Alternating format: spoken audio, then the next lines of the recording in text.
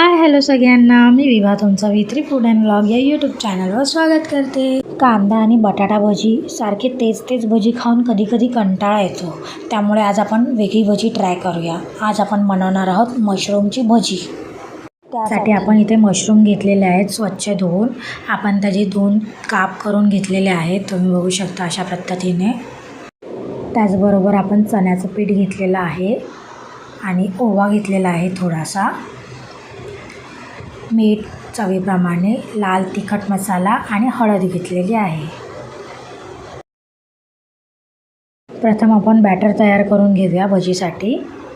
त्यासाठी आपण एका टोपामध्ये चण्याचं पीठ घेतलेलं आहे, त्यामध्ये ओवा आपण थोडा हातावर क्रश करून टाकणार आहोत। ओवा टाकल्यामुळे आपल्या पोटामध्ये गॅस होणार नाही चण्याच्या पिठामुळे।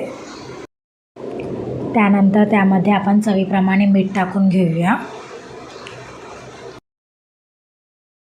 त्यानंतर थोडासा लाल तिखट मसाला टाकूया आपण त्यामध्ये आणि एकदम थोडीशी हळद टाकूया। आता यामध्ये आपण थोडं पाणी ॲड करून मिश्रण चांगलं मिक्स करून घेऊया।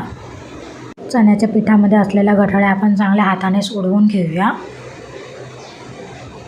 अशा पद्धतीने आपल्याला जसं पाणी लागेल तसं आपण त्यात थोडं पाणी घालून मिश्रण चांगलं मिक्स करून घेणार आहोत।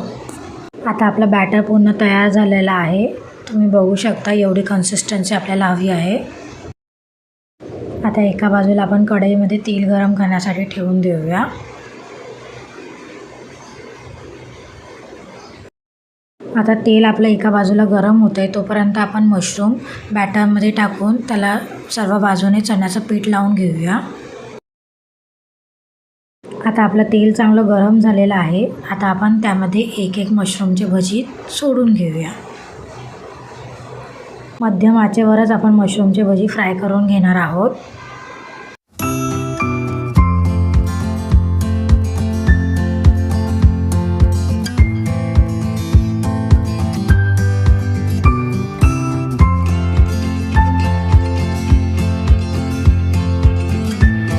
मशरूम भजी आपण दोन्ही बाजूने चांगली फ्राय करून घेणार आहोत।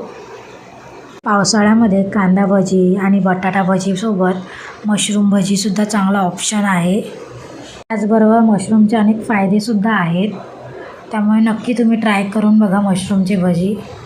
अशा प्रकारे मशरूमचे भजी आपले मस्त फ्राय झालेले आहेत दोन्ही बाजूने, तुम्ही बघू शकता। आता ते आपण काढून घेऊया एका प्लेटवर।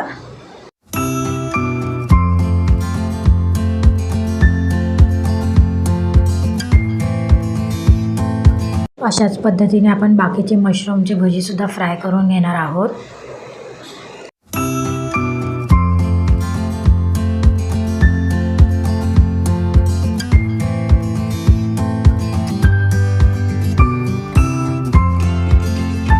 मस्त गरमागरम कुरकुरीत मशरूमचे भजी आपले तयार झालेले आहेत। तुम्ही पण घरी नक्की ट्राय करून बघा आणि मला कमेंट करून सांगा।